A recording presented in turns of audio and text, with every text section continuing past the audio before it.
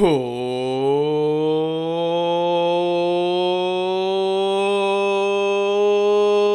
what's up, Philadelphia sports fans? I am Anthony Pinto, I'm Keith Malachewski, And I'm Kevin Christian. and and apparently he's the race car. I am excited to see you guys. Welcome to the War Room. We are War Room Philly. Man, it is good to have you guys back here tonight. How you guys doing tonight? Not bad, man. Not bad. How about you guys? Yeah, it's good. It's good to be back. I feel like I'm playing with an all-star team tonight. Oh, no. I told you guys I got it. I told you guys I got the start tonight. I should have seen that coming. I honestly don't know what I expected. It was as poetic as the drink I have inside this glass. You have like lavender in your beer? It's a Hemingway daiquiri. Ooh. It's the first time I've ever had one of these. It might be the last because it is strong. Carlton fixed me up one. My new bartesian. All right. And it is strong. I was gonna ask you how you honestly like that thing. So far I've only had one of the pods, the apple pie. I love it. The apple pie comes with it. It pours whiskey and vodka, and somehow it makes the drink taste like apple pie. And I've been doing that for desserts. Tonight, I went with the Hemingway daiquiri. I was trying a different pod out, and I don't know what's in it because it just tastes like liquor. Okay. If I can get my Leahy on real quick. But yeah, R.I.P. Leahy. I was like, you know what, we're gonna go with the Hemingway. I'm gonna get the creative juices flowing tonight for this show. It's a good call. So here we are. Keith, I noticed you're quietly stunting a New Jersey, by the way. Oh, you noticed? I'm gonna guess it's Maxi. No, I went classic. It's All right. well. Yeah. Is that a real one though? That one might look like it's real. I have no idea what you mean It's if it Bobo, was real that or means not. it's good. That's all that matters. That's fine. Look, mine are Bobo, so there's no shame in that. Especially that line, it was impossible to get. It's impossible to get. It's impossible to get.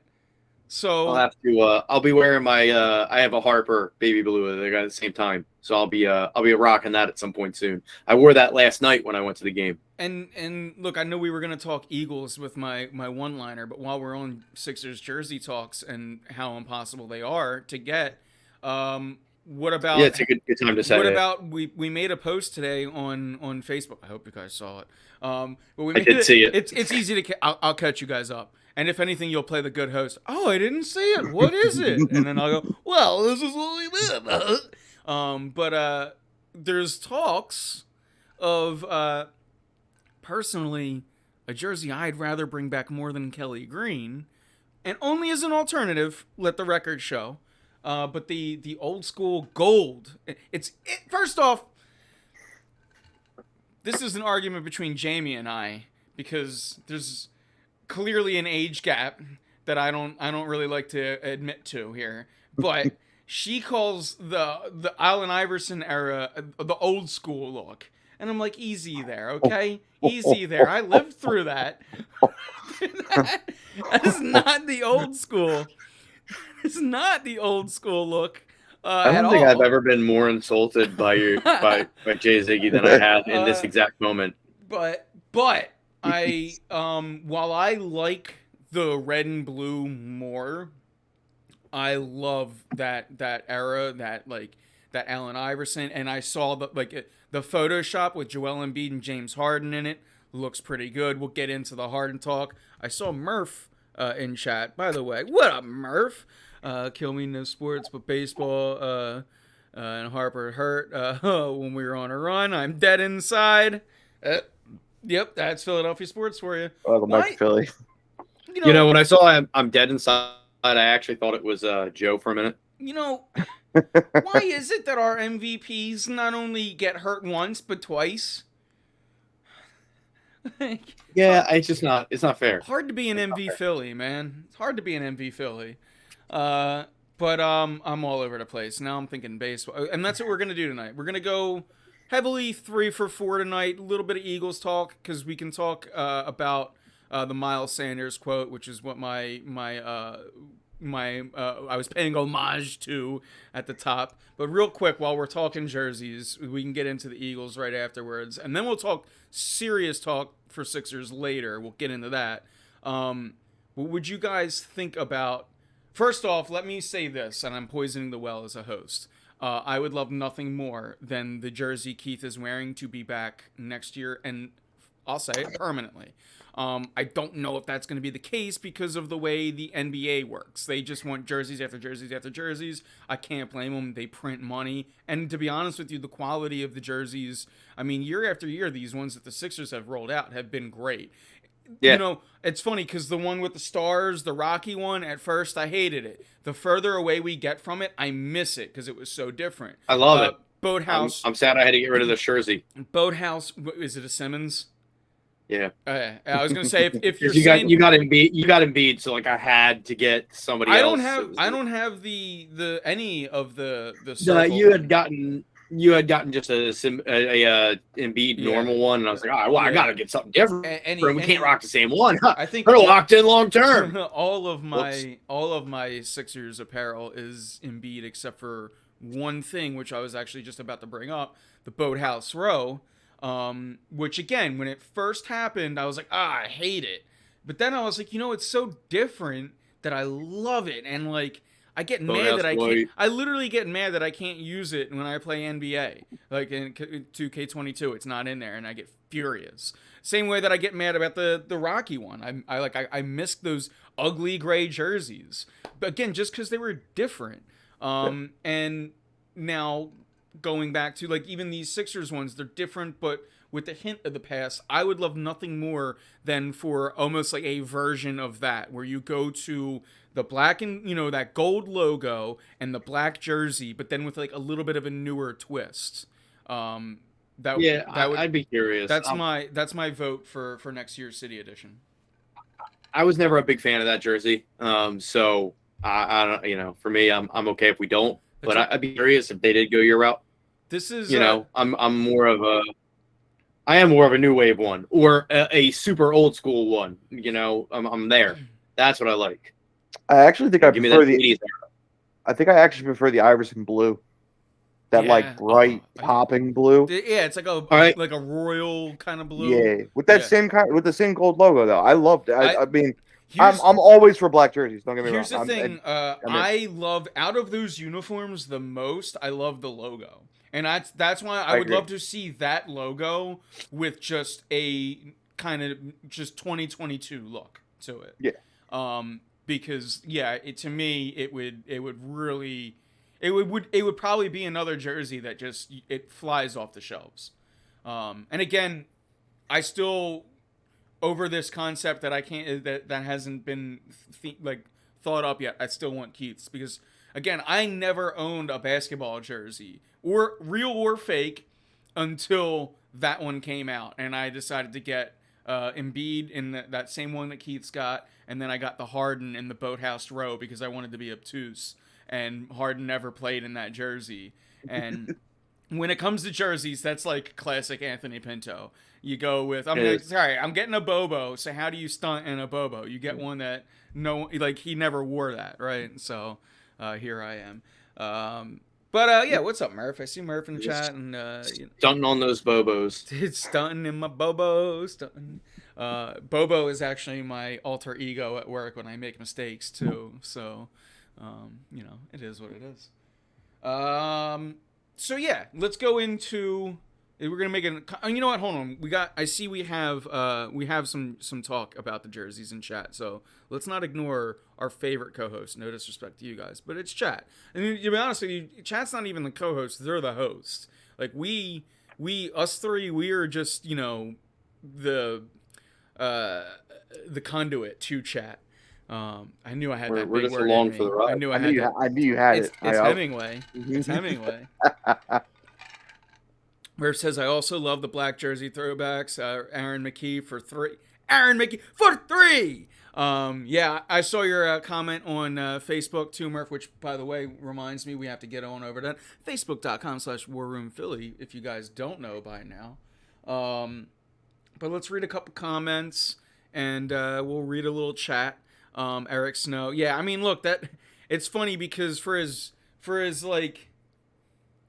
mediocre as that team was. I was gonna say for as untalented as the 2001 team was, you look back and it's of course, the further you get, the more fond memories become. Oh yeah. But Eric Snow was like you needed an Eric Snow on that team with Allen Iverson because of who Allen Iverson was.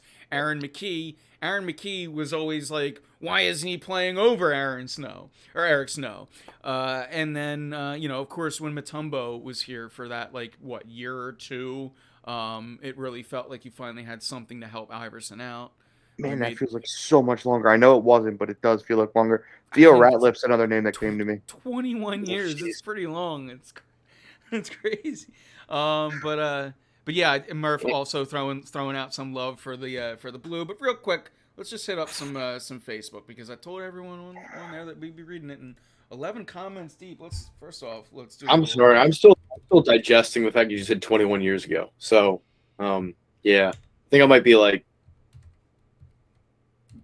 really sad now. Yeah, time, time really doesn't give a shit about how we feel internally. It's gonna keep moving on. Does not. See, the way I look at it is, I still feel young mentally. I still act like I'm still a kid at heart and everything.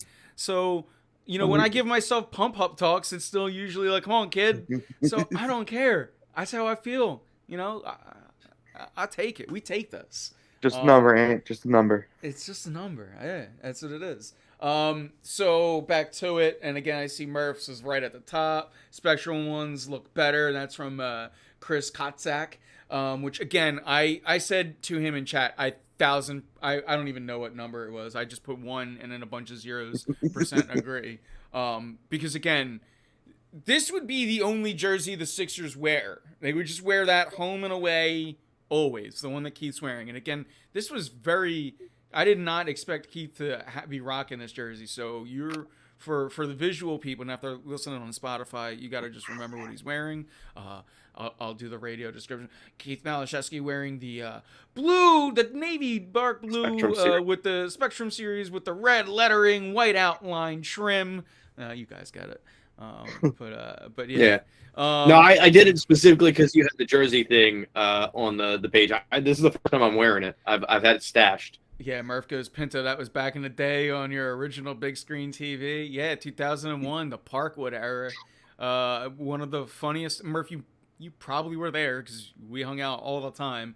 One of the funniest memories I have of that TV is my younger brother, Vinny, when he was so freaking young, but just still Vinny, took a wiffle ball bat to that screen, and to wit, my dad took a wiffle ball bat to Vinny. This is back in the day, you could get away with that. But honestly, I think even today, if you take a wiffle ball bat to the screen, a kid should get a little bit of a whooping. But yeah, lots of views. That was the 55. That TV lasted forever. That TV might still be alive.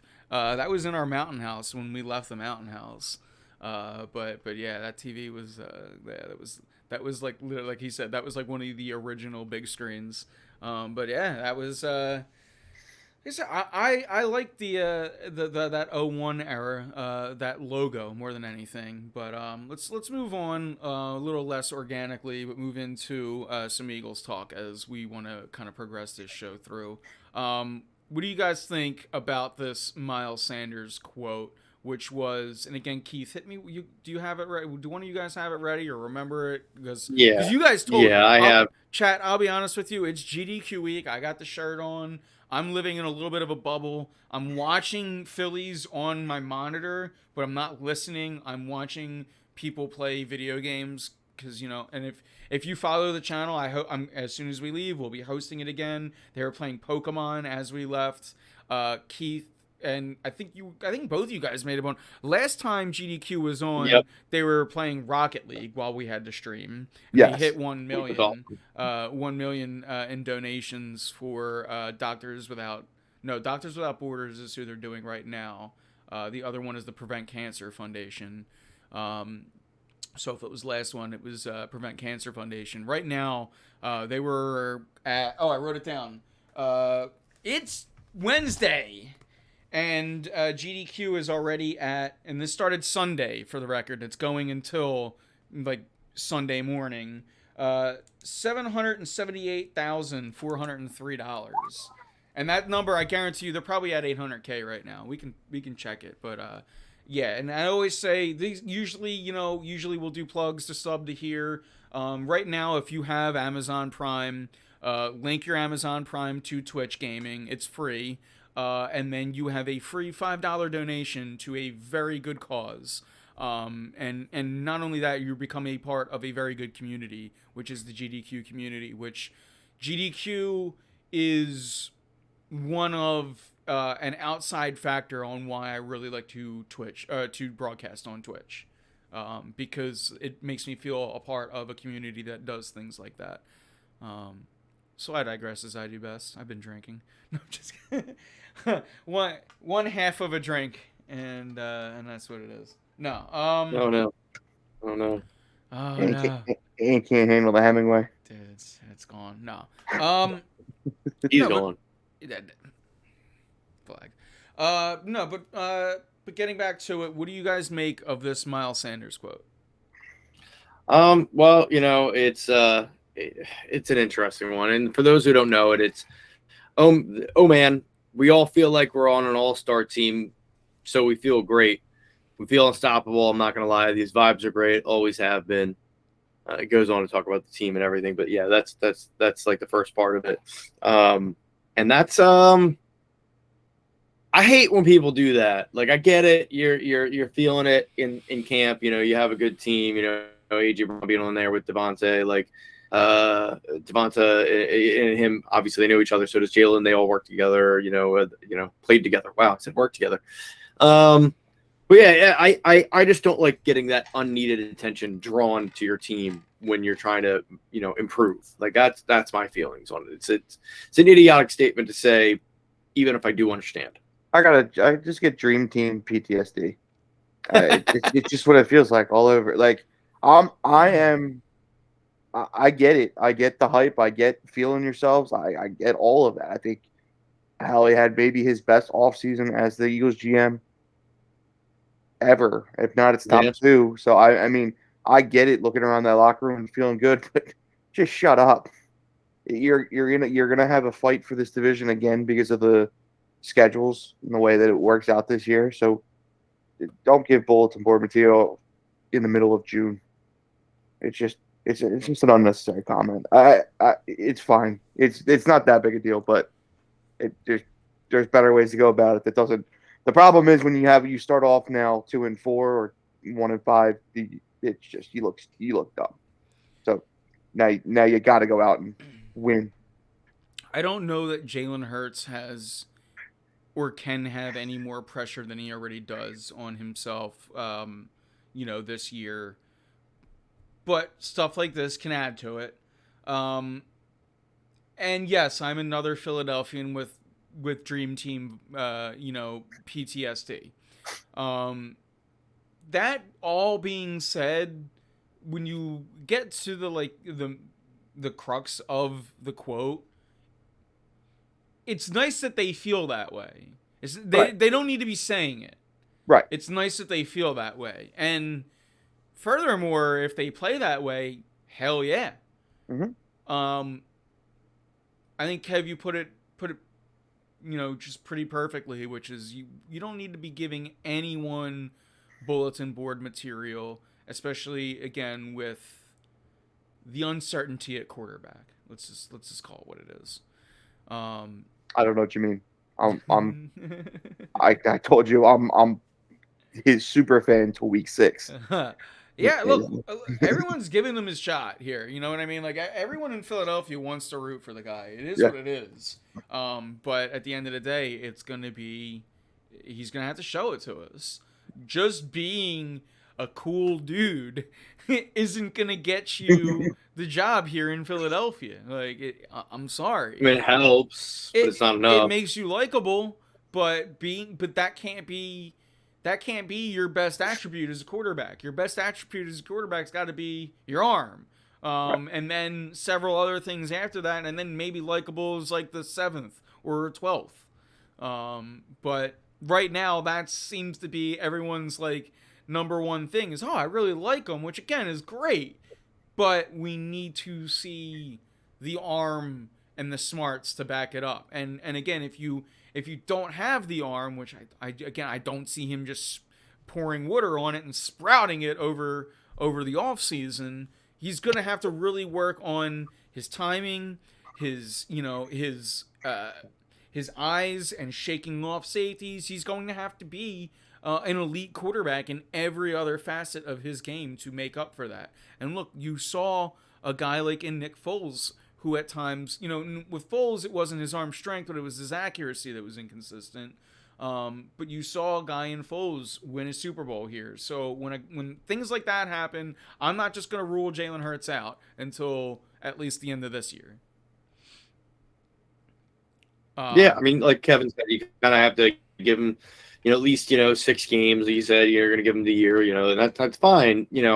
This is just it's a year to see improvement. I don't even need him to be like, amazing. I just need to see him get better, and is that asking too little? Yeah. Like, am I sure?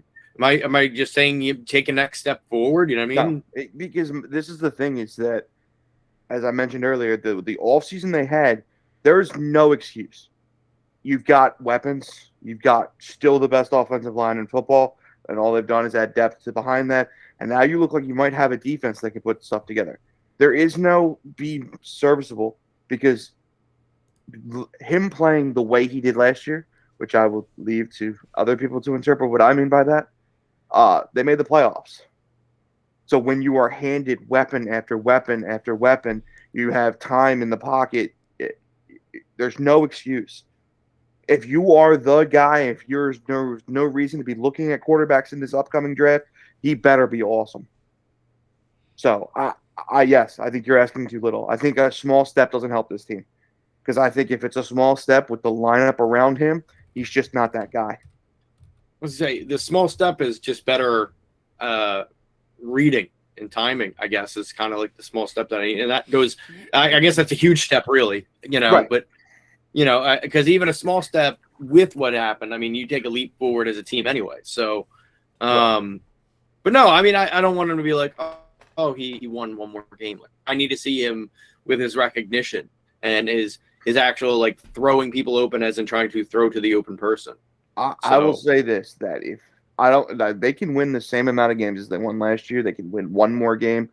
If he beats a team that's actually any good, I'd like to see him show up against a playoff team. He's literally only beaten one in his career. Now, granted, that's a season and 4 games. And other than that, he's gotten outplayed tremendously. So that's beating up on a Niners team with no quarterback, no defense. That's fine, but let's try and actually beat real good teams this year because he's yet to do that.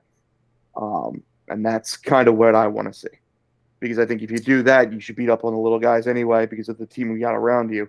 And now you're looking at making a run at this thing, and then you can have an actual conversation.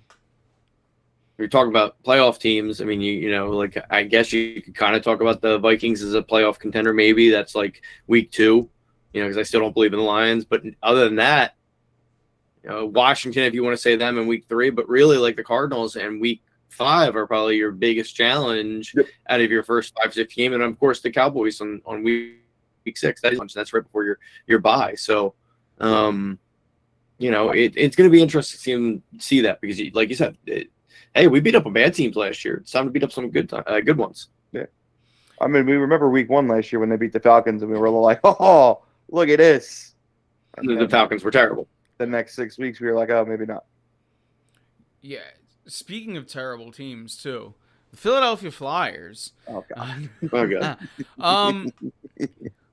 I said, boy, I said a lot. I don't know if either of you guys caught a little or any of my Tortorella. Pinto, I missed it. Give me it again. I can't. I can't bring that energy back again. The TLDR. Yeah. You know what? No, forget it. Listen, I don't need. You don't need to know my thoughts just now. I want to know your guys' thoughts. And Keith, I'm sorry. I'm gonna start with Kevin since he's donning that No, Flyers on no, it no, orange no. in the background. Oh, no. Um, Go ahead, please. Kevin, Um, I would love to know your thoughts on John Tortorella, this signing. it worries me. Um, and this is kind of where I fall. I think I don't like riding the middle on this. Um, my bigger problem with it is not the hiring of Tortorella. It is what that probably means for the roster. Um, Not that I'm overly attached to most of the guys on this team right now after the season I just watched or the last two. Um, John Tortorella is not a guy who loses. He's not a guy who's going to finish in the bottom 10 of the division of the league. He's not going to let you rebuild. And I think this team absolutely needs to rebuild. So what worries me is less whether or not he can do the job. He has got maybe one of the worst personalities in all of sports, but the man wins. So if we had a middling team that was looking to get over the hump, or a team on the verge of competing, I love the hire. But that's not what this is. This is a team that needs to be torn down to the studs. And now you've got a coach who's known for getting the best out of his players, no matter what they are.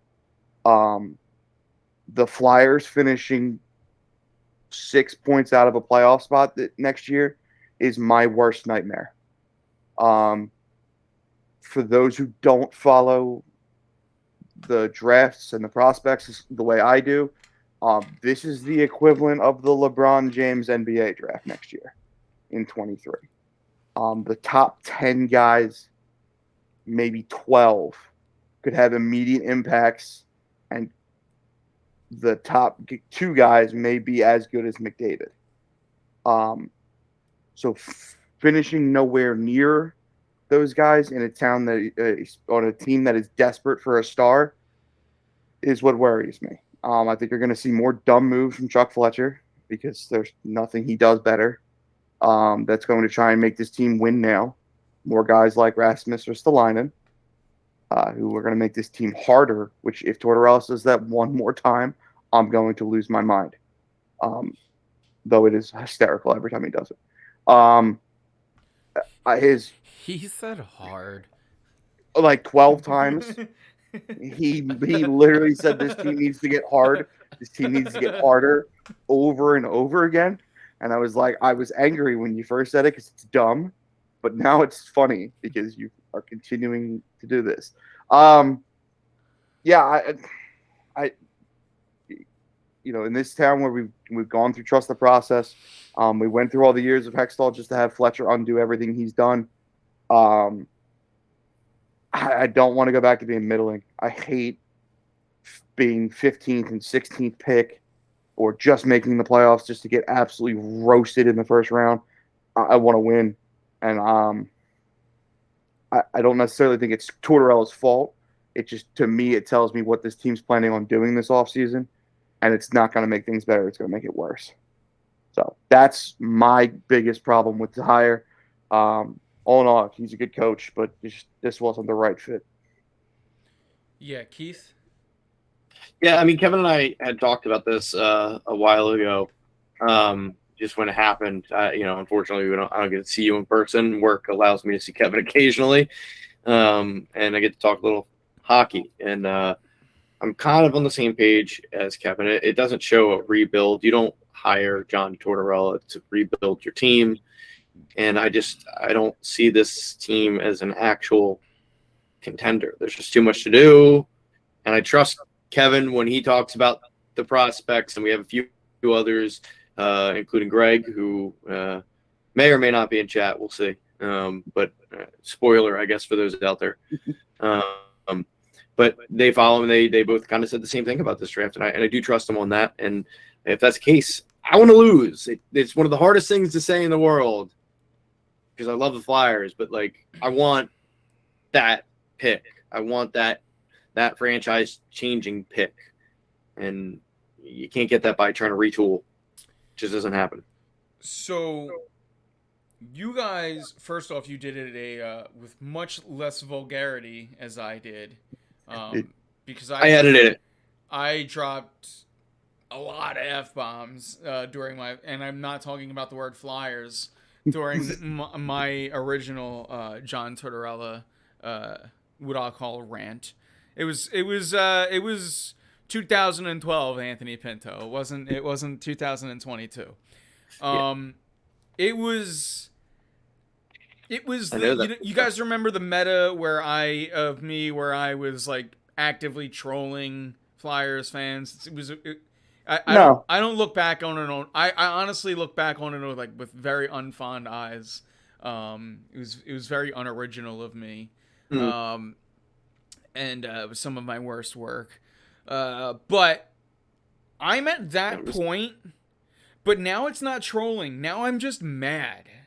Like, okay. and again, now to like let's reel back on the emotional side of things and let's get into it. You guys actually took it from the draft aspect, which I hadn't even had the forward thinking to get that far to throw up with yet. Now I'm a little sick. I have to pull this trash can out. But the one thing that all three of us are lock in step with is sort of, and Joe's in chat right as we're talking about. What's up, Flyers, Joe? Things are all right.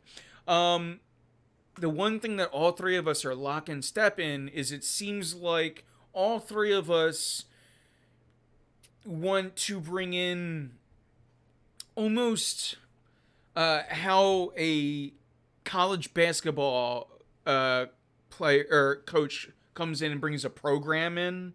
Like, we want to see a program brought in and just a complete change of face.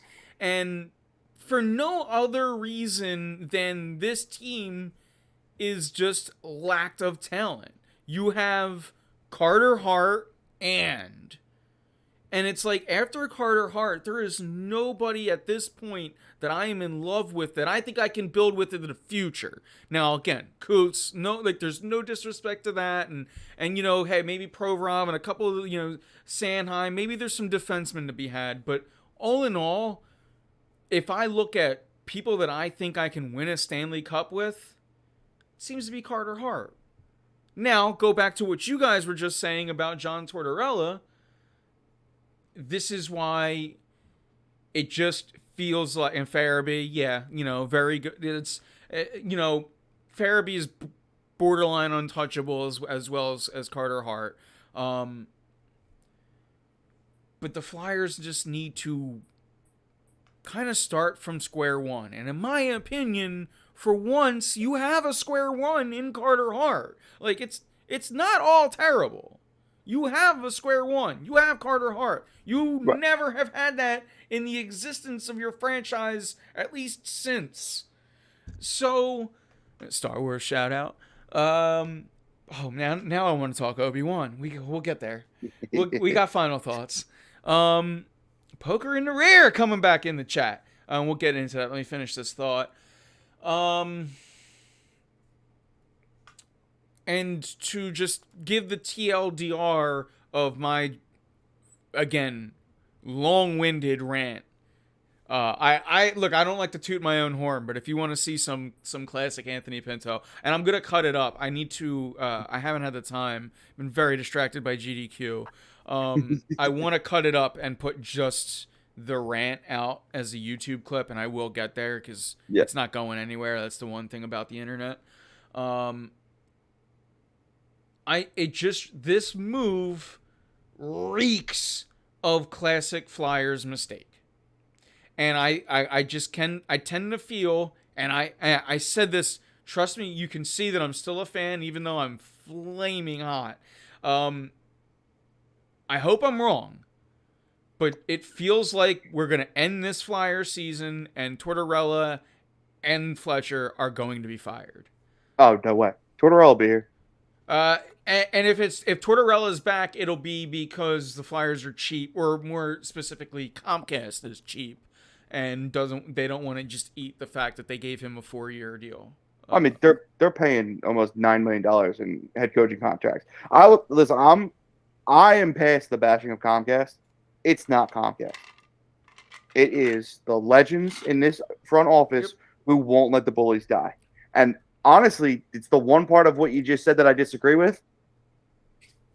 Tortorella doesn't fly like that. Like, he's not going to sit here and listen to Clarkie and Holmgren.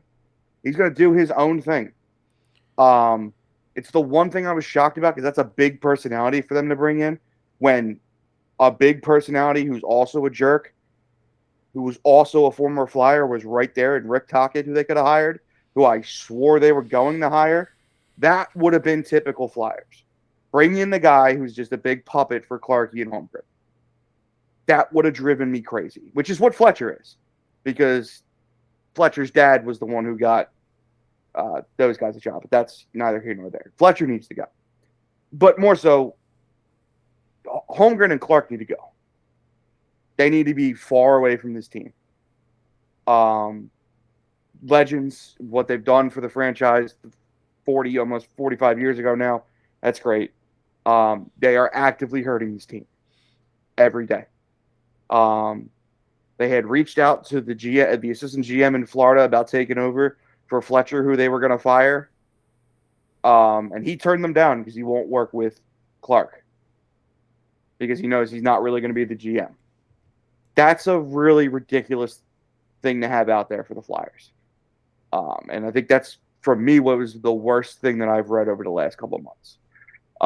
The fact that they skipped Fletcher entirely and he wasn't involved in hiring Tortorella, whole other issue. I have so many problems with this. He's not one of the good old boys, though. He's not one of the Flyers guys he'll be here. And the problem, again, that I have is the Flyers had a horrible season. They have a lack of talent that's going to put them over the top. But with their top 4 centers out, trading Giroux with 30 games left, having their number 1 defenseman out for the year, they were still fighting to get to the bottom of the league.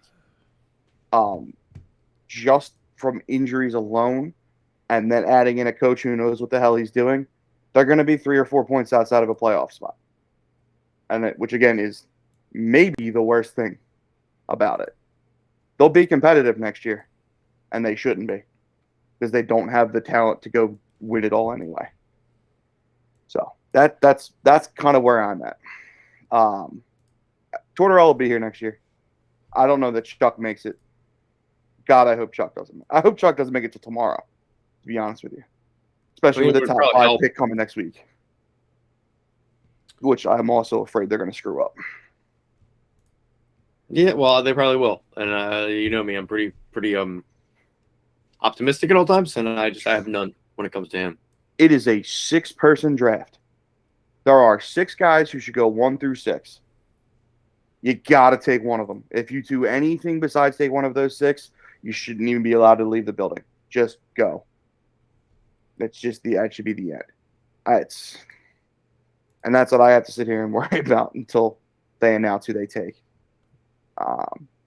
Yeah, it sucks. Yeah. Sorry, I've had a major problem with chat. I think I got it fixed though, so that's why I've been surprisingly quiet.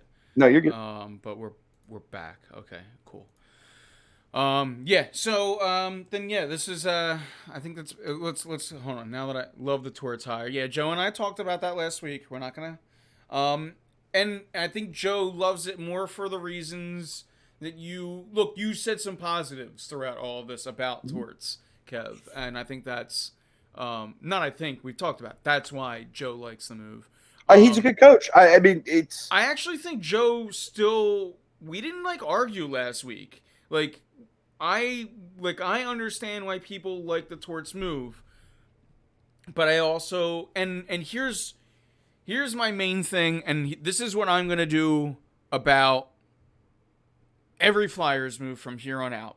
I'm gonna bitch about it. I'm gonna say it's wrong, unless I honestly feel otherwise about it. But I'm gonna just keep go, and I'm kind of just gonna go against it until I'm proven wrong. Because like as not only as a fan, I'm hurt. Like as a fan, I'm just hurt. Like there's no other way to put it. As an analyst, I want to look smart, and to me, going with the Flyers doesn't feel like the smart choice at this point. So I'm just gonna go against them until I'm proven wrong, and then when I'm proven wrong, and hopefully it's right enough that I'll just want to eat my words, and I'll come here and eat a bowl of alphabet soup. Yeah, no, I've seen you do it with one of our favorite players. Well, which what did I do? What was the That would be Mr. Couturier. Yeah. I've done that a couple times. And look, I I had to throw a shot. I shout. He was the one out of all when I said, "Look, this is no disrespect." I know. The one player I said, "This is my tip to cap." You've come all the way around on him, and I appreciate it. I was on an hour and a half after they re-signed him, and you were like, "This is gonna be great because you're gonna tell me that he deserves the money." And I said he's gonna have the best contract in hockey, and you're like, "He's a third line center," and I was like, "Okay." Yeah. And then he won the Selkie. Yep. No, like I said, we all make mistakes. It took longer than. Look, immediately, like admittedly, not immediately. Admittedly,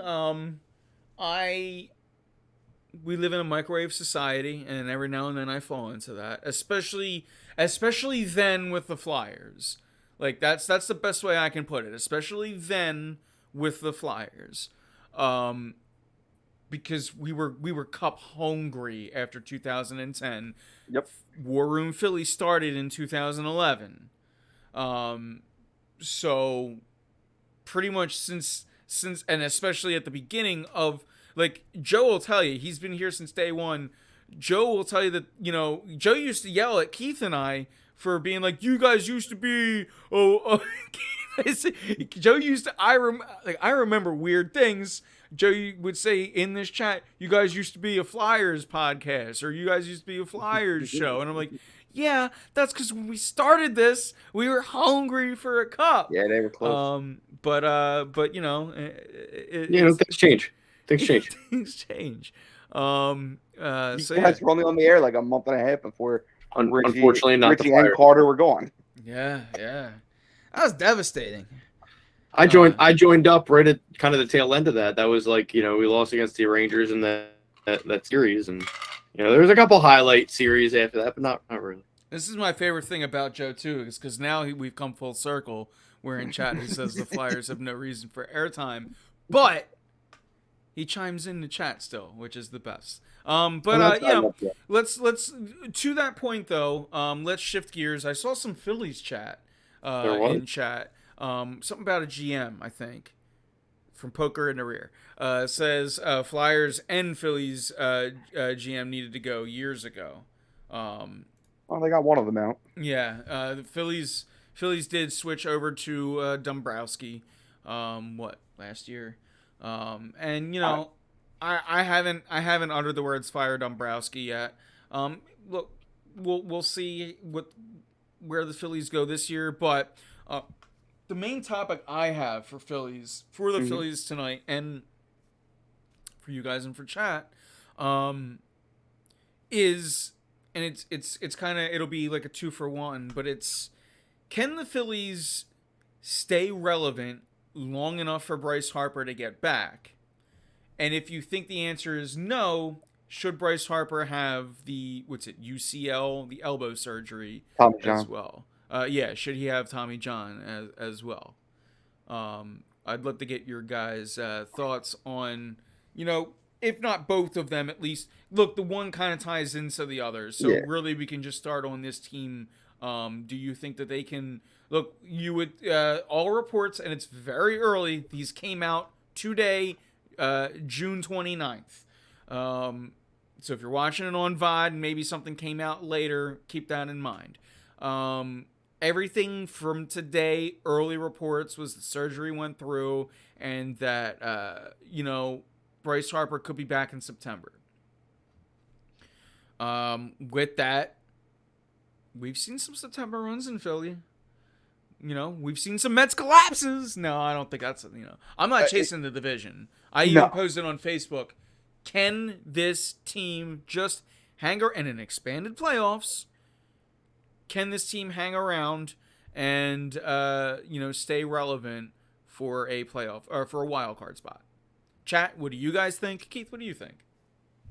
I think that this question is not answered this week. This question gets answered in the next couple of weeks by how the team decides to play. I mean, if Castellanos doesn't turn around his season, he's had an okay season.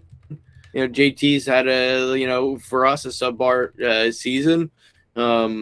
We've had a little bit of disappointment here. Our bullpen has been very shaky. So, it depends on what happens. If the hitters start hitting a little bit, and then we can make a trade to improve the rotation or the bullpen, then sure. You know what? Maybe we hold off from that surgery and he can come back.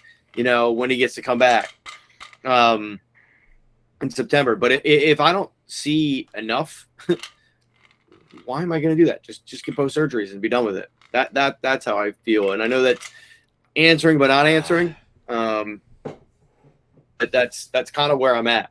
If I'm not going to improve, no, just get the surgeries and be done. But if we think we can improve, all right, I'm in for it. Yeah, I think for me, I'll say similar along the similar lines. I think for me, it comes down to Dombrowski being willing to do what the Braves GM did last year. They lost. I mix these up. Was it Ozuna? It wasn't Ozuna. Acuna. Acuna. I do this every time. It's okay. We're live. It's tough. Every time. No, for real. It doesn't matter. Like, even when I have regular conversations, I'll be like Acuna, Ozuna. People don't understand when you're live, and then it's like it's harder to recover from a mistake. Yeah. Even when you've been doing it as long as we've been doing it, it's tough. But anyway, my point is that when you lose a guy of that caliber, they filled it in with guys who were, meh, but better than the alternatives that they had in the clubhouse at the time. Correct. I like the move to go get the center fielder today off waivers. It'll be weird to see a guy in center field who actually knows what center field looks like. Who might actually be able to cover enough ground. To me, I think you got to go get some of these guys. You got to go get an outfielder. And hope for summer. I don't know why. I've yet to see a single thing out of Castellanos that tells me he even has ever hit a baseball. So It's been so weird. He's horrible. I just at everything. I've never seen someone absolutely incapable of doing anything related to the sport and get paid a lot of money to do it. Him in the field is actually worse than like watching Pat Burrell play. Let's remember he was signed to be the DH. No, Schwarber was signed to be the DH. The guy who can't run. Both of them were signed to be right. DH. Okay. One of you has to. One of them is hitting the ball. The other one looks like he's never seen a baseball before. Yeah, but rough. But Nick Castellanos' kid rocked a really dank Blink-182 T-shirt. I agree, and honestly, I am to the point where I'd rather see his son try to hit a baseball. Castellanos has struggled. He's been pretty open about it. I wonder what the fix is there. Everything you're saying is like it's rightfully so. I'm not trying to defend that. This is just as someone who loves the game of baseball, I'm looking and I'm like, what? How do I reach these kids? My go-to default always is leave up a hitter that's struggling at one spot in the lineup. Drop him to 6. Drop him to 6. He's the 6-hole hitter until proven, one way or another. The 6-hole, you're not out of the meat, but that's kind of a, besmirch to be in the 6-hole. Right now, especially when you should be a 3. Exactly. Like it's as someone who's been dropped in a lineup, but not like to me. That's Like I was a leadoff hitter. When I was struggling, I would have a coach drop me either 1, 5, and or I would go 2. Like to me, when I would get, if I was struggling and I got put 2, that's where I felt I was like, all right, I'm gonna show myself. If I got put any lower than that, I'd be like, mother. And my dad was my coach a lot, so we'd beef. But in my opinion, drop him to 6. It's a tough decision to make as a manager, especially with the contract and all the outside factors. Drop him to 6. Leave him at 6, or he's going to bench and he's taking the day off until he starts to produce. And if it's to the point where he's not producing in the 6 hole, he's going down to the 8, down to 9. But and again, maybe I oversimplify things, but as the mind of a player, give me simplicity. Right. Let me, sometimes there's, especially in today's MLB, with all of the analytics, sometimes there's too much noise for a player that's struggling. Castellanos is struggling. And again, at all facets of the game. So I would, now that Bryce is, going to be out of the lineup for both these, I'm going to take him out of the field. Not permanently, but at least somewhat. I'm going to platoon him, and I'm going to make him my 6-hole hitter. That's where you start with Castellanos. I'm fine with whatever they want to try to get him. The problem is that the whole team is built around they hit the ball. And you have 2 guys, well, you have 3 with Bryce. You have 2 guys who have consistently hit the ball all year, and that is Rhys Hoskins and Kyle Schwarber, who, if they tell him it's July on Friday, whoever it is should be fired. Because June Schwarber is a sight to behold. They should just put a June calendar in his locker. It Always. should just always say June. Or they can even make it where the dates, everything rotates, but it just says June at the top. I want to make him his own personal one that every time he flips the calendar, it just says June. That's what I'm saying. Every month, June, That's June. Hitting season, June. It's been remarkable to watch, and it's been huge because it's been a big reason why they've been able to string those wins together the way they did. I think the pitching's looked great. The bullpen is the bullpen. I mean, you're gonna have those nights where it just falls apart on you. Knable, sorry to interrupt. Taking Knable out of the closer role has helped. I agree. Every time that they are in any, stop saving Sir Anthony for the 9th. If you are pulling the starting pitcher out of this game, whatever game, and it is a close score, Sir Anthony goes in next. I don't care if it's the 3rd inning. He's the next pitcher in. He's your only consistent arm out there. He should be coming in if it's the 7th, the 8th, or the 9th, no matter what. Because if not, you're blowing it before you get there. Now, so when you say that, do you mean you put him in the most important spot, or do you just want him in definitely the next pitcher after the starter? I will say, because some could argue that that's the most important spot. I think with the way that the current manager coaches, they're the same thing. He's usually left those guys in probably a pitch or 2 too long, or tries to let his guys get out of it. He just did it about 5 minutes ago when Ranger got another home run hit off him. But it was a 3-2 count with 2 outs in the 7th. Or the 6th. You got to get out of that. I don't know what inning. I'm not really watching. Okay, yeah. They just go for another run. Nice. So it's, and I'm fine with that. I'm always been a guy who if your starters can get out of it, let him get out of it. And knowing when to do that, I think is a huge portion of it. And I think he's done a really good job with it. I think they've been holding back on using Sir Anthony into whether it was when he was setting up for hand or when they flip-flopped him and have him going in the 9th. By the time it gets to him, the game, you've lost it. So I think unless your bats are awake and really hitting, the defined roles in the bullpen have to be less about the inning and more about the moment.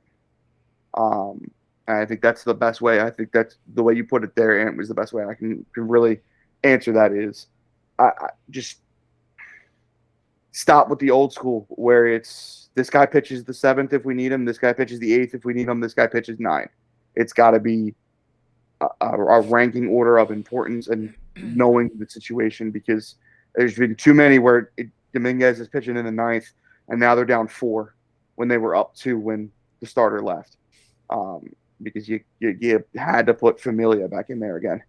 Who, God, what a waste. But yeah, I think it's. Sorry, I just made myself throw up a little bit saying that name. Yeah, I think all in all, I think they are well built enough that they can hang until he's back. But I think you got to give them. You have to get pieces. If you want to go big, if you want to go small, it's totally up to you, Dombrowski, in the way he wants to handle it. But I don't know that they have the farm to go get the Royals outfielder whose name I couldn't tell you how to say it if I had a million guesses. Biantinetti, I'm going to say, but I don't know. Yeah, Keith, what is it?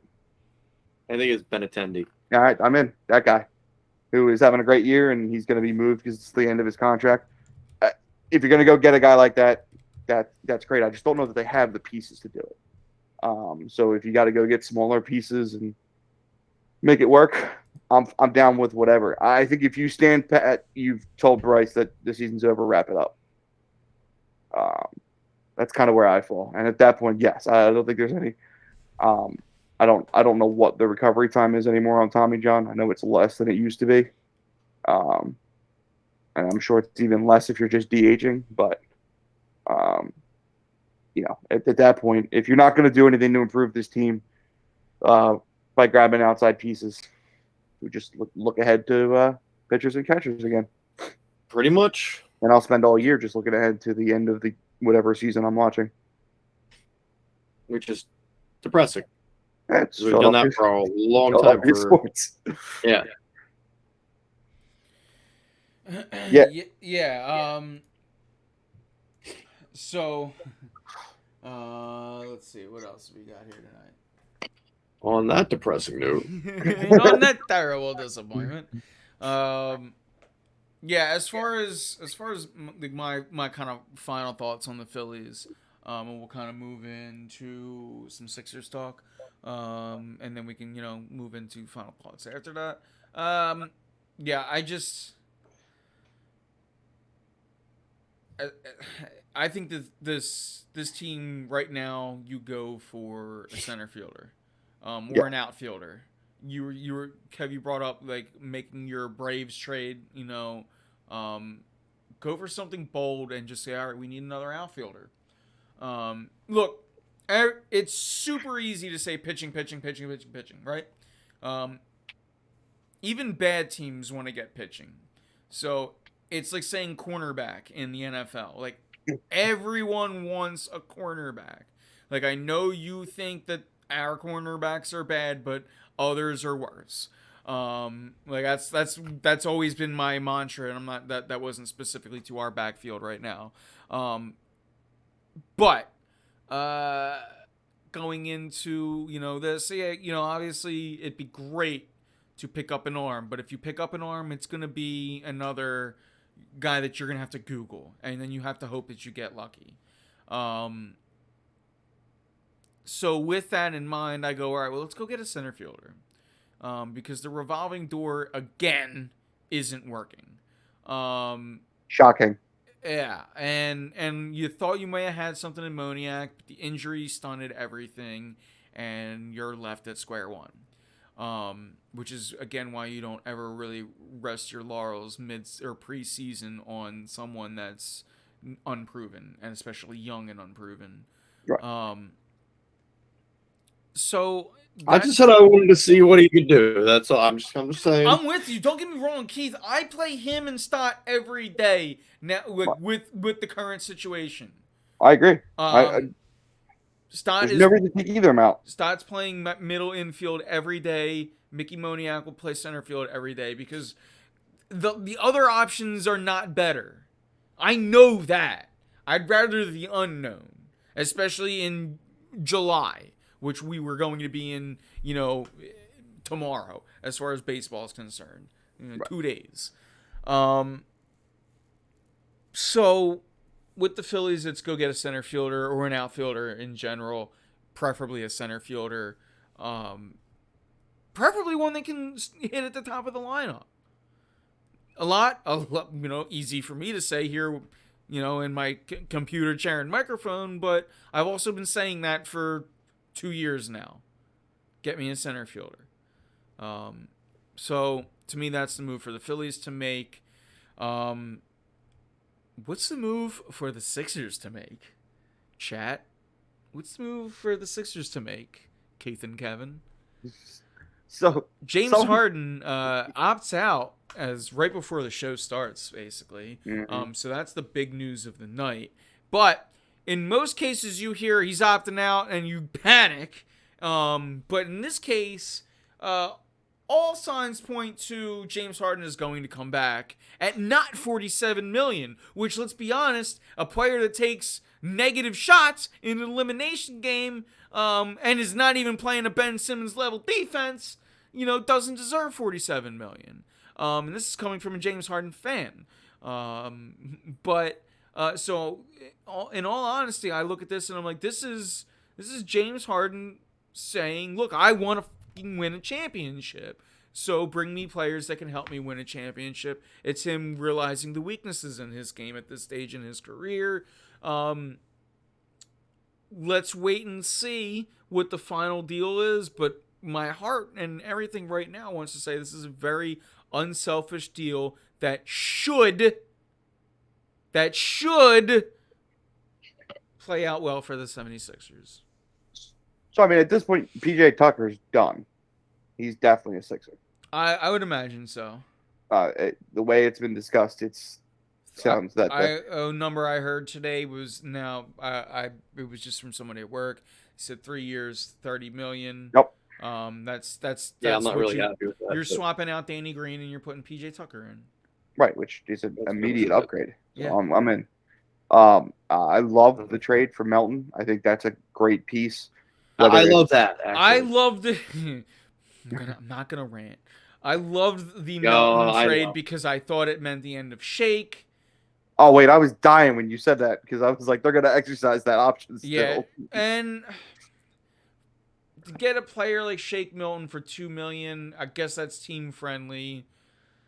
Oh man, I'm just so tired of the Shake Miltons and the Furkan Korkmazes and people that feel like they're still processors. Stop taking it out on Shake Milton. It's not his fault that Furkan's getting paid all that money. You're right. No, that's when I saw it happen. That's a pretty good point. I imagined that you were just sitting there going like, I guess. He's fine, and for me, if he's your ninth, which is what we talked about, all going into the playoffs this year was when Shake Milton is 6 or 7, you're not winning anything. When he's 8 or 9, it's not a bad guy to have off the spot. My problem with this is, and I'm with you. I like Harden. They didn't lose because of the bench. Their starters got whooped. They lost because James Harden acted like Ben Simmons on offense. I can't even say I'm talking about the whole series. Game 6 is absolutely you're right. No, I get offended when people say he pulled a Ben Simmons because I was like, Ben Simmons played defense. Ben Simmons at least slowed Trey. I mean, he did something. Like Ben Simmons played defense. Yeah. James Harden just Houdini disappeared. Most applicable in Game 6, but like you said, he was outside of Game 4. Was it? He had one very good game in the Heat series, and that was it was Game 3. It was the first game Joel came back. Game 3. Yes. It was like, oh, now you're gonna show up. Right. We needed you to do it when the team was on your back, and you refused to put them on your back. That shit pissed me off. Like, I'm not gonna lie, as a fan and as just in general, and as I guess I don't want to call myself a James Harden defender, but someone who I just tend to think I keep it real. It leaves me at a loss for words when I'm like, well, I'm not gonna defend that shit. I'm not gonna defend a player like at James Harden's caliber when he took 2 shots in Game 6. I can't do it. And again, it's not. I keep pointing out Game 6, but it was the entire series. Other than absolutely. I think Games 3 and 4. Game 3 was the good one. 4 was okay to good. None of them were that, you needed a Houston, Oakland, okay, kind of James Harden performance. Yeah. While Joel Embiid was doing everything he could to stay on the court, and you just didn't get it. Yeah, I know. I'm gonna leave Joel alone this year for a little bit. Look, and again, it feels like a copy and paste the last year when you're like, where were you at the end of all the games? But it's like the dude was doing it with 2 injuries this year. I get it, but it's part of the damn game. You have to be available. It's the most important part of the game. And like I said, they had so many other issues that if other guys had shown up, he wouldn't have had to do all this. So I will still pin a lot of last year. I'm not doing it this year. I'm still annoyed the second he went down off what was, first off, showboating and no need for Doc to have him in the game, but that's neither here nor there either. That I have a whole lot of issues with the now, way when you say showboating, I actually think me and you are lock in step. You mean on the slam dunk? Yeah. Yeah, I agree. Because people highlight the face, but if you look, as soon as that thumb injury happened, you saw a different Joel Embiid. It's a totally different guy. And he got lucky and hit that. What was it? Game 6 against the Raptors. What a shot! He got lucky and hit that shot. Yeah. But in that game, that's the game that the injury happened. He became inept on offense, and he was allergic to the paint after that thumb injury happened. And this is, again, I'm not going on a huge rant about Joel. This Joel is my Embiid. problem. I do, and my biggest problem with call it him what it and is. his game is if you're off, give up the rock. And he's incapable of doing that. He will force shots before he trusts anyone else around him. And when your thumb is messed up the way it is, and you're still shooting bad shots, I don't want to say, I won't go as far as luck on that last shot because that was one hell of a play. No, that was, I say it's tongue in cheek. No. It's just I'm being rough on him, so if I say it comes off a little worse. You have to control the end of the games.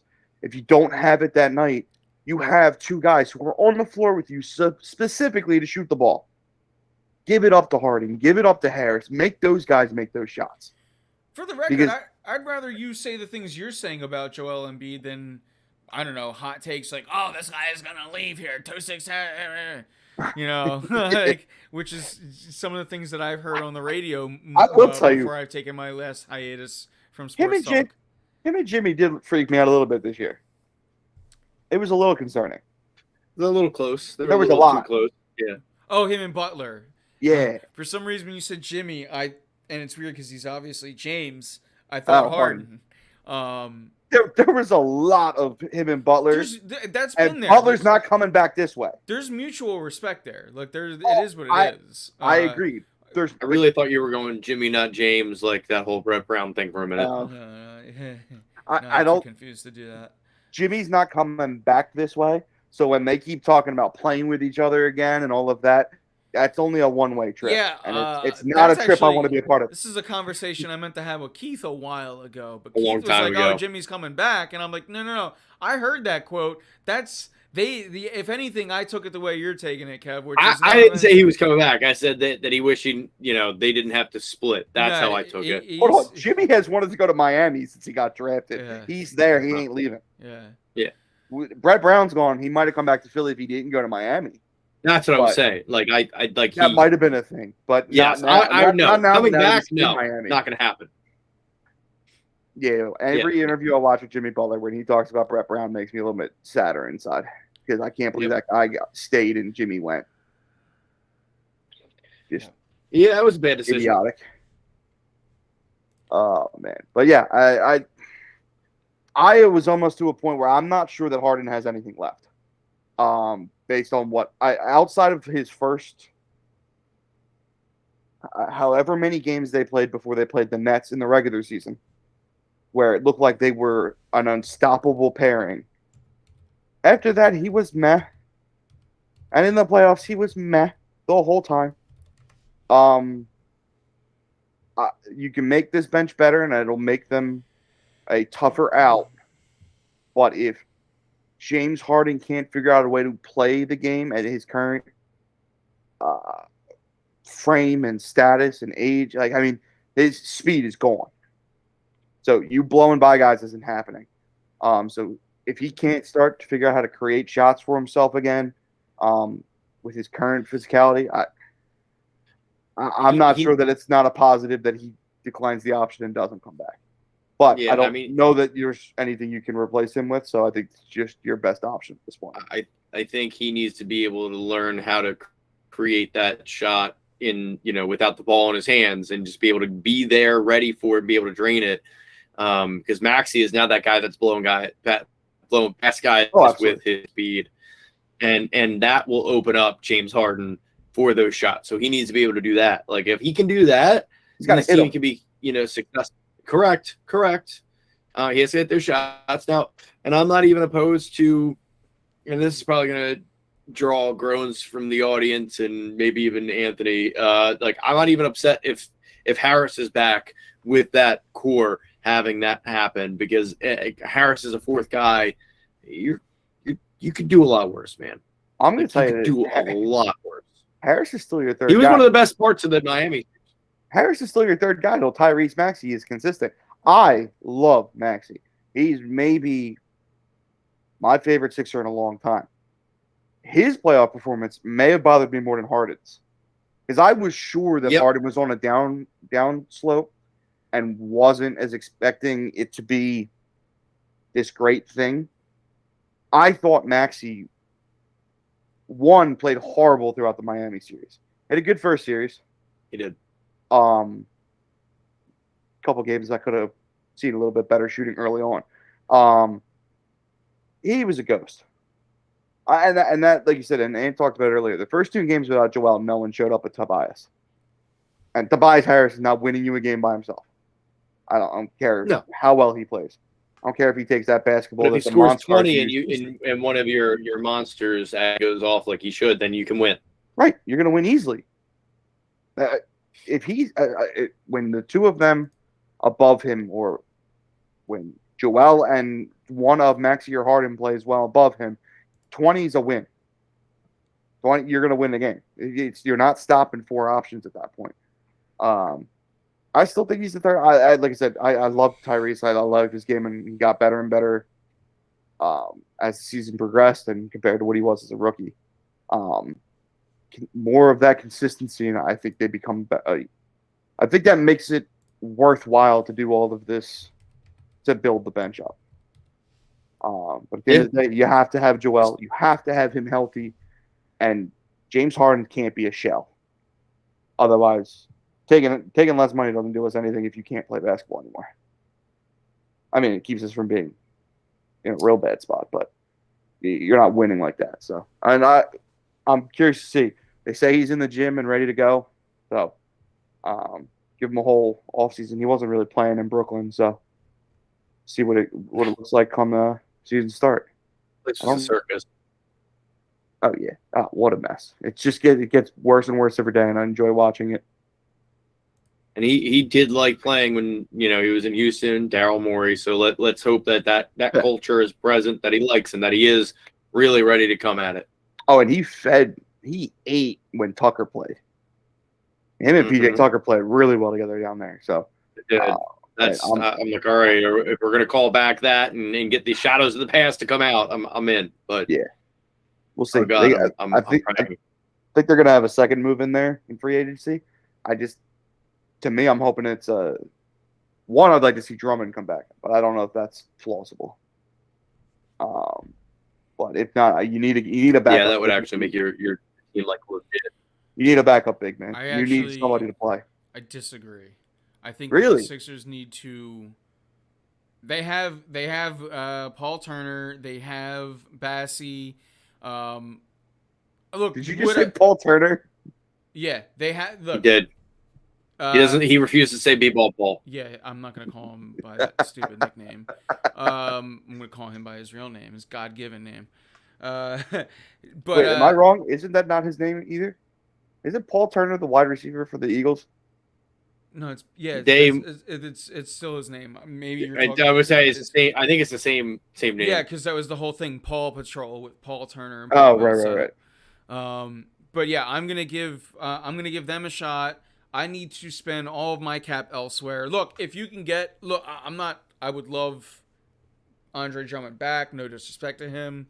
I Yeah, want to guys, spend. it's Paul Reed. It is, yeah. Yeah, that's what I Paul said. Reed. Paul Reed. I I had the He right. was so convincing with it that he actually had me thinking it was the same thing. I I had was the like, first name right. was like, Paul Turner was that wide receiver everyone got he upset with was. for like Yeah. 3 days. Hemingway.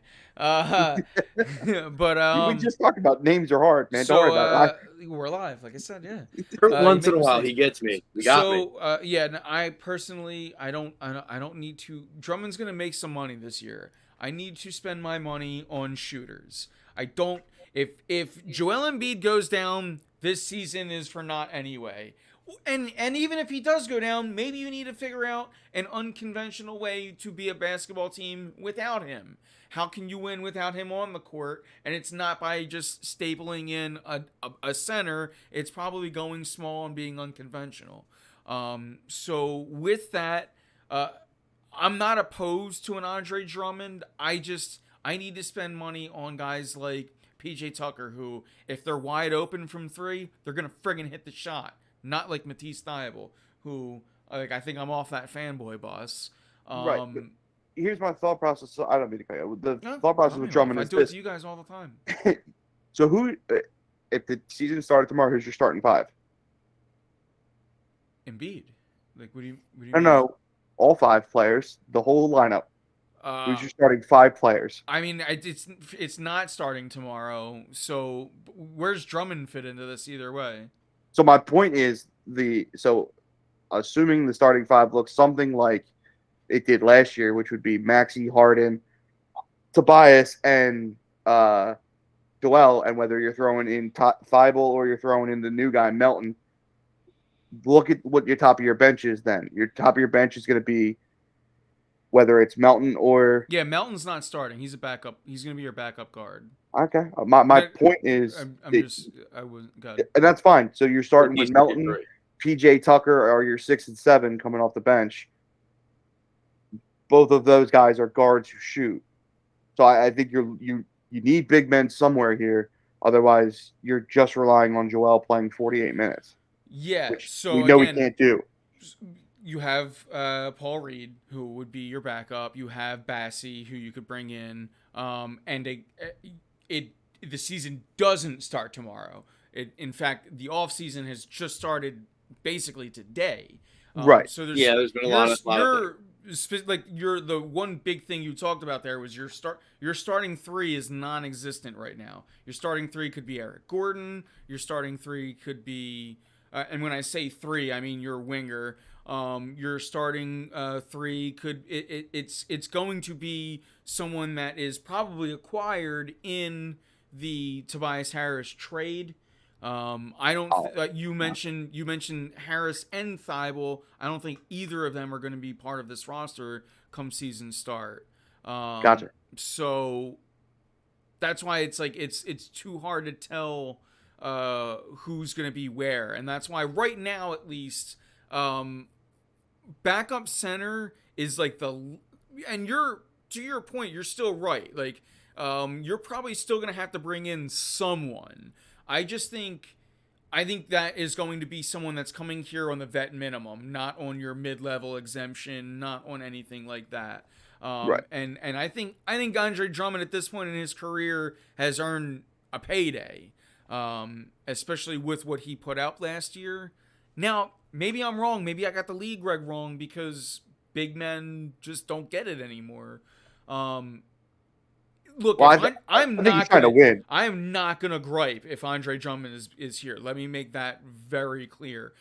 Just me personally, I am gonna fill like 1 through 8 before I worry about my backup center. Yeah. See, I think one of the 8 has to be the backup. 1 through 7, but either way, like I'm worried about everyone else on the roster, and then when I have everything secure, I'll go, what's my salary cap? Can I fit Andre Drummond in? Because that'd be I, fantastic. I hear you.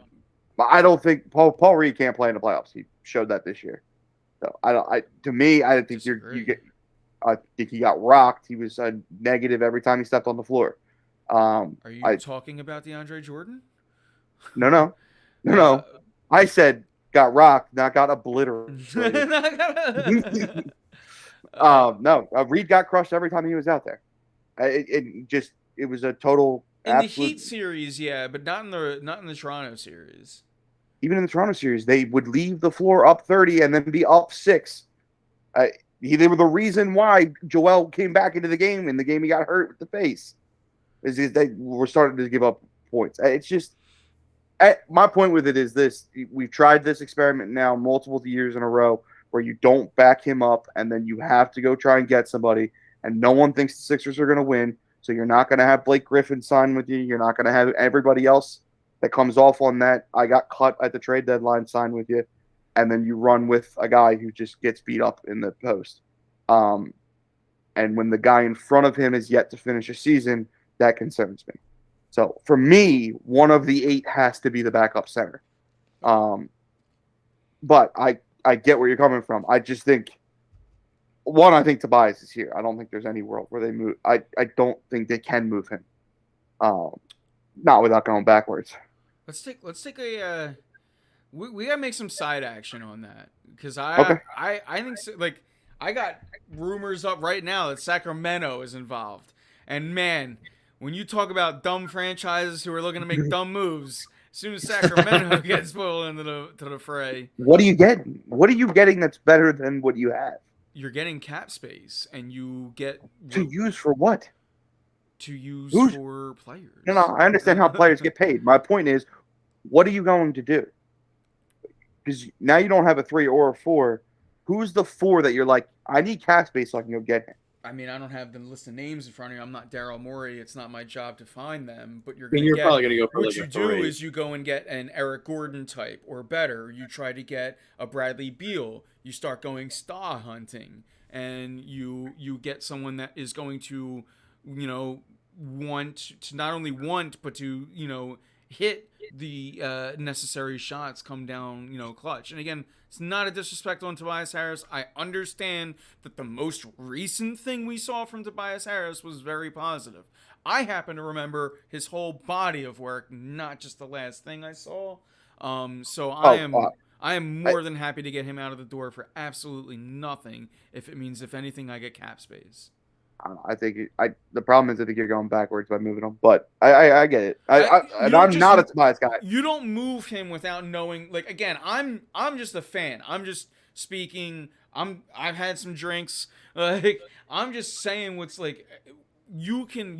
I don't know who is there, but I would imagine that if I'm getting paid millions of dollars to do that job, I would do the research.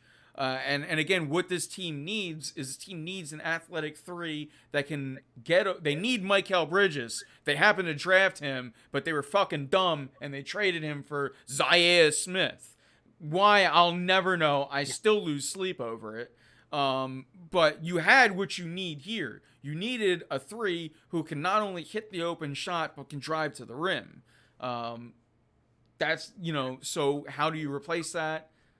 Gordon Hayward is a name that's been floated around. Like there's guys out there. There's gonna be stars available. It's the NBA. Kyrie Irving, if he sneezes the wrong way in Brooklyn and they decided that's COVID positive, like it's very early in. It's just the start, but we've seen KD. Like we've seen where it gets weird in the NBA, and I don't know who, what, when, where, or why.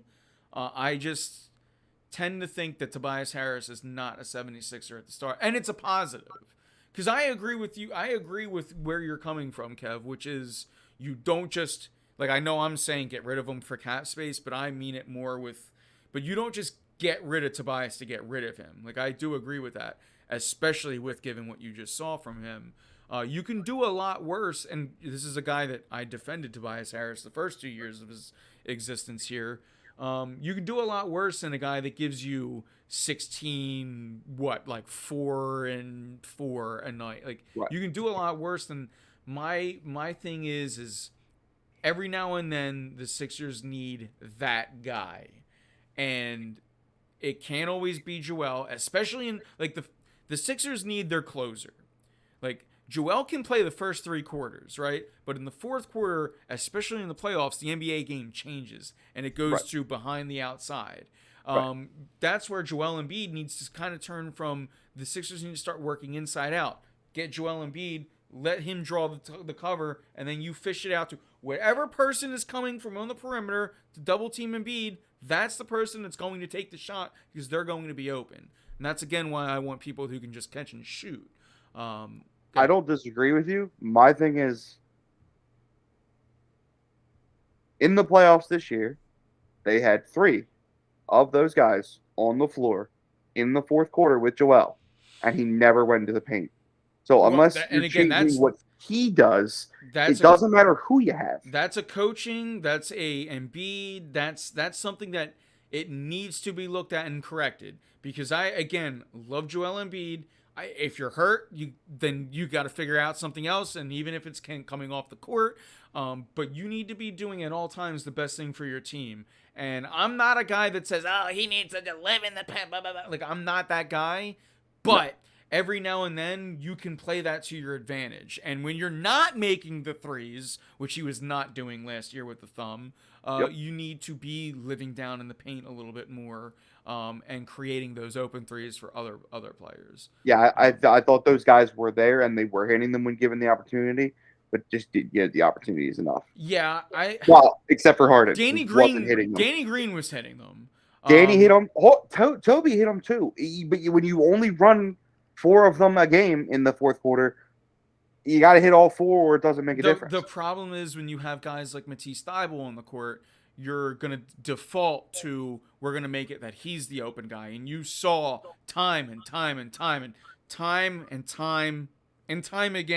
they left Matisse Thybulle wide open. And as a man of the, I was at the front of the Matisse Thybulle fanboy float. I jumped off of that real quick after these playoffs. I'll drive to the airport for you. Yeah, and look, I'm not in a rush to get rid of Matisse Thybulle because I see value for, like, I'd rather Furkan Korkmaz gone than Matisse Thybulle, but guess what? Furkan Korkmaz has no value on any market. Matisse Thybulle, people see what I see, which is, look, if anything, I know I can put this guy in for bench minutes to lock down in defensive roles. I honestly still think the offensive game is going to come with Matisse Thybulle. However, I have lost the patience to wait. So when you have a guy like Joel Embiid, I've kind of lost the patience. So I'm looking to get some value. I saw there's teams like where's my Matisse Thybulle thread? Dallas. Was a team that's recently in on Thybulle. Where the hell is it? The Blazers were in on him. Yeah, there are teams out there that are going to want it. So we'll. Oh, I think he'll be a hot commodity. I mean, he is a 3. He's a 3-and-D, but the 3 is just. Yeah, and maybe that's what he's got to work on is just becoming something other than that. Maybe like you saw when Harden first came here, Thybulle started to slash to the rim a lot more. Yes. Because he wasn't hitting the threes. So I think Thybulle's going to have to reinvent himself as far as an offensive player, and that might take some time. And again, I'm not necessarily just pushing him out the door. However, I have lost the patience when I need to surround Joel Embiid with everybody that I can to help win a championship. I agree. To me, the basketball salary cap doesn't make any sense to me most of the time. So I don't know what they can do. I don't know what it'd have to look like to make the money work. I don't know. I've given up. I mid-level exceptions make my head explode. So I just wait and see what they do. But for me, it's I said last year I expected them to run it back. This year I expect them to flip Thybulle, and that's pretty much all I'm expecting. I think they'll go in free agency. They'll grab 2 guys. They'll grab Tucker and somebody else, and it'll be an improved bench. And Morey saw something from that starting lineup that I didn't. situation because I don't think that lineup, that starting lineup, the way it's currently constructed, is enough to beat anybody of value. I mean, beating the Raptors is one thing, which they also struggle Yeah, with. again, I think you're going to get a different 3 out of this lineup I before. agree. I think you're going to see. I think your 3 and 4 will be different, but before seasons start. I think it'll be Toby, but 4 will be different. 4 will be harder to do, and again, you don't want to just get rid of him for nothing. 4 is just a tough position in the league right now. Yeah. They don't make those guys anymore. Which is kind of why I'm okay with going cheap there and going more expensive at the wing, which is where you desperately need somebody right now. I'm okay with getting kind of just, look, I'm not starting Georges Niang, but you can find another guy in him to kind of. Is he still on this team? Yeah, he'll be here for 2 years, I believe. But this is Furkan's last year, right? Nope, he'll be here for next year as well. That was a 3-year, $15 million deal. No. This upcoming year is the last year, or he's got this year and another and one. Next year. Okay. Yep, he's on $10 million out of $15 million. That guy who was the first overall pick, Appel, just got his first career strikeout. Yeah, I could go for an apple. There we go. But yeah, the highlight for the Phillies tonight. Do we anything else tonight? Any final thoughts, or kind of get into the I think the final thoughts segment tonight? My final thoughts was I really enjoyed Kenobi. Yes. I didn't. I hated it at first. Then I got over it, and then I liked it. It was amazing from start to finish. First 2 episodes I hated. After that, I really started to enjoy it. I'm going to tell you the same thing I told everybody else who bitched after the first 2 episodes. Did you watch them one at a time? No. Okay, well then you're different than most. See, people need to stop watching them one at a time. Yeah. They have no patience to see what happens next. Watch the whole series and just enjoy it. It wasn't that I just hate kids. And I was just like, God damn it, I'm going to get force-fed a Leia story. And I wasn't. And like I said, I got over it, and then it was good. I tell it like it is. I call myself out. What I will say is this. When they showed commercials for the show, I said, nope, I'm not watching it. I'm out. I won't watch it. Because there's no good storyline you can come up with for why he would leave that planet. And I was wrong. They came up with a great storyline. And I did not see that being the storyline they came up with. So, and I thought she was great. It's not often that I'm impressed by child actors. So, but I thought she nails what is supposed to be the 10-year-old version of that character. So, she absolutely did. I was impressed with it. Like, I was on board with the UCAV where I was like, cool, I'm in. And I liked it. Yeah. Like, and I really enjoyed it the whole time. But Chase there are some things. Yeah. Yeah. I'm just like, man, that was like the first... watching this awesome, lightsaber fights, and then it turns into the episode 4 fight because they're old and they can't do anything. Yeah, I really got taken out of it when a 10-year-old outran a Jedi and things like that, or whatever it was. but I digress. Or it was To be fair, the 10-year-old is a Jedi. Inquisitor. Jedi-like tendencies. To say the 10-year-old is Jedi, so she's got a little bit of something. But no, it was when Flea ran. Not to get nerdy, but being force sensitive and being a Jedi is a lot different. And did you not force yourself to watch the sequels because she's a Jedi? We're not getting into it. But yeah, anything else tonight? I just had a buddy of ours who is watching all of the MCU movies for the first time. Yep, I just saw that too. Freaked out that he watched the end of Infinity War and went, "That's how it ends."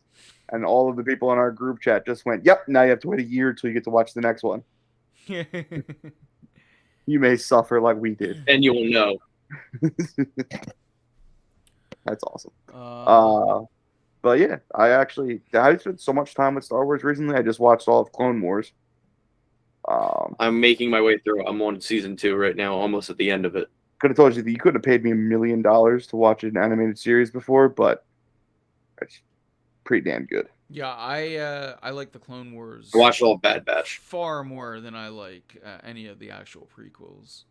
Yeah. Oh, I will definitely disagree with that. Revenge of the Sith may be my second favorite Star Wars movie. Period. Revenge of the Sith actually is really good. It's, I mean, it's not, but I'm not here to talk about Star Wars when we're an hour and a half into the show. But yeah, anything else tonight, then, guys? I think it's about time to put a bow on this pretty show. Yeah. It was a good time tonight, guys. Getting the three of us here in to join chat. That was a good time. Yep, absolutely love it. It's been a fun one, and yeah, I want to thank everyone for tuning in, both live and on demand. So yeah, with that, I think it's time to wrap it up. Yeah, make sure you guys like us everywhere. Facebook.com/WarRoomPhilly, WarRoomPhilly, absolutely everywhere. You know the deal. So with that, one last time, I am Anthony Pinto. And I'm Keith Malachewski. I'm Kevin Christian. And we are out of here.